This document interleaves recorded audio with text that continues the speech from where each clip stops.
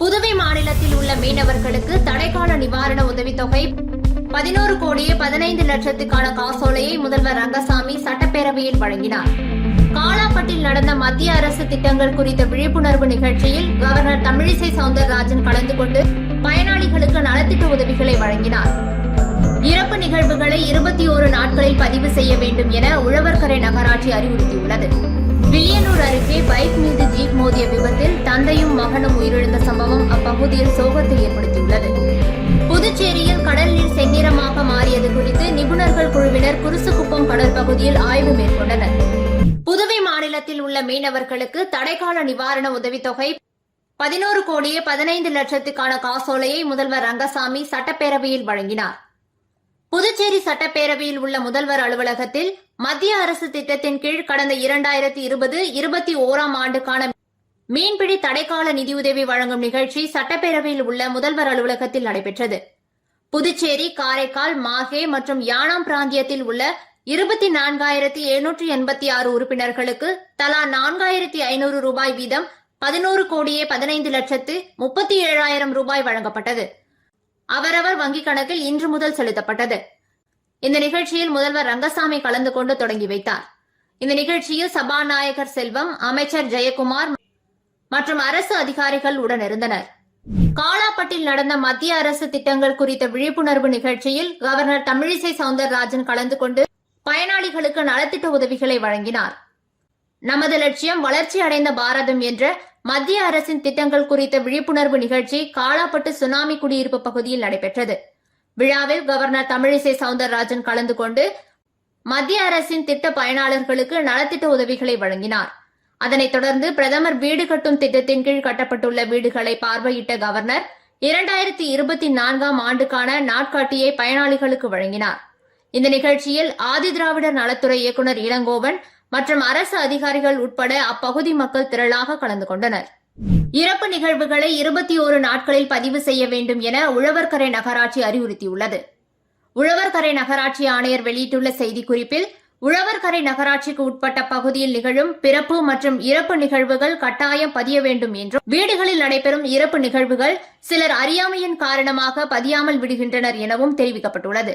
எனவே பொதுமக்கள் நகராட்சியில் இறப்பு நிகழ்வு நடந்த 21 நாட்களுக்குள் பதியாமல் பிறகு பதிவதில் நடைமுறை தாமதம் ஏற்பட வாய்ப்புள்ளது என்றும், எனவே இறப்புகள் உரிய நேரத்தில் பதிவிட வேண்டும் என்றும் குறிப்பிடப்பட்டுள்ளது.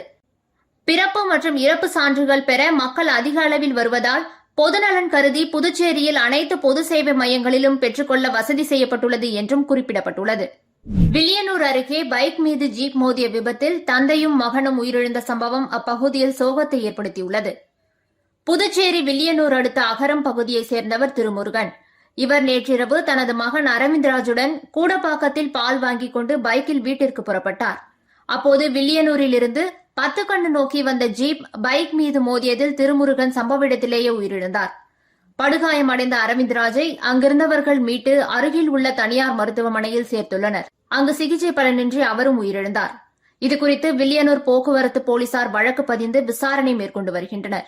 புதுச்சேரியில் கடல் நீர் செந்நிறமாக மாறியது குறித்து நிபுணர்கள் குழுவினர் குருசுக்குப்பம் கடல் பகுதியில் ஆய்வு மேற்கொண்டனர். புதுச்சேரியில் கடந்த செப்டம்பர் 1ஆம் தேதி கடல் நீர் செந்நிறமாக மாறியது. அதனைத் தொடர்ந்து 2 மாதத்தில் இருமுறை கடல் செந்நிறமாக காட்சியளித்தது. குறிப்பாக குருசுக்குப்பம் முகத்வாரம் துவங்கி சீக்கல்ஸ் ரெஸ்டாரண்ட் வரை கடல் நீர் செம்மண் நிறத்தில் காட்சியளித்தது.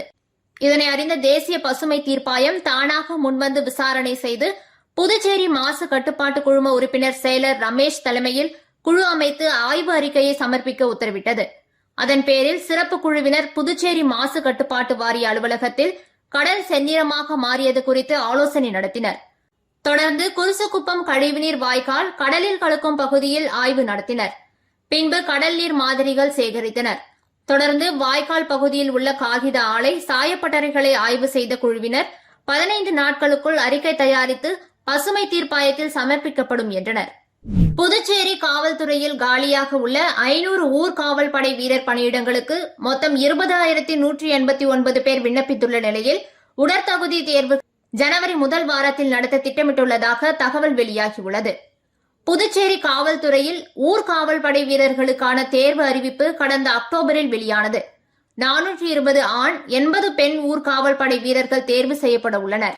இதற்கான விண்ணப்பம் ஆன்லைன் வழியாக கடந்த அக்டோபர் மாதம் பெறப்பட்ட நிலையில் உடற்தகுதி தேர்வுகள் ஜனவரி முதல் வாரத்தில் நடத்த திட்டமிட்டுள்ளதாக தகவல் வெளியாகியுள்ளது.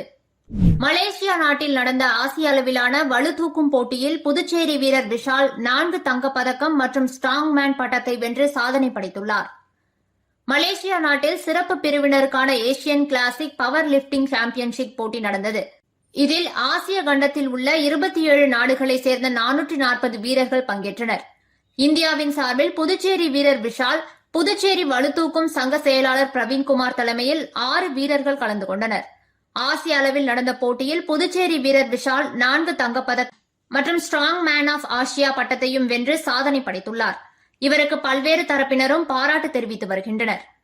உழவர்கரை நகராட்சி வாழ்வாதார மையம் மற்றும் நவயுக கன்சல்டன்சி சர்வீஸ் நிறுவனம் சார்பில் வரும் 23ஆம் தேதி நவீன மீன் அங்காடி வளாகத்தில் வேலைவாய்ப்பு முகாம் நடைபெற உள்ளது என உழவர்கரை நகராட்சி ஆணையர் தெரிவித்துள்ளார். உழவர்கரை நகராட்சி ஆணையர் வெளியிட்டுள்ள செய்திக்குறிப்பில், புதுச்சேரி கிழக்கு கடற்கரை சாலையில் உள்ள நவீன சுகாதார மீன் அங்காடி வளாகத்தில் வரும் 23ஆம் தேதி தனியார் நிறுவனத்திற்கான வேலைவாய்ப்பு முகாம் நடைபெற உள்ளது என்றும், இதில் 8ஆம் வகுப்பு முதல் ITI டிப்ளமோ இன்ஜினியரிங் படித்தவர்கள் கலந்து கொள்ளலாம் என்றும் தெரிவிக்கப்பட்டுள்ளது. தகுதியானவர்களுக்கு புதுச்சேரியில் உள்ள முன்னணி நிறுவனத்தில் வெல்டிங், ஃபிட்டர் பயிற்சி அளித்து பணியமர்த்தப்படுவர் என்றும் குறிப்பிடப்பட்டுள்ளது.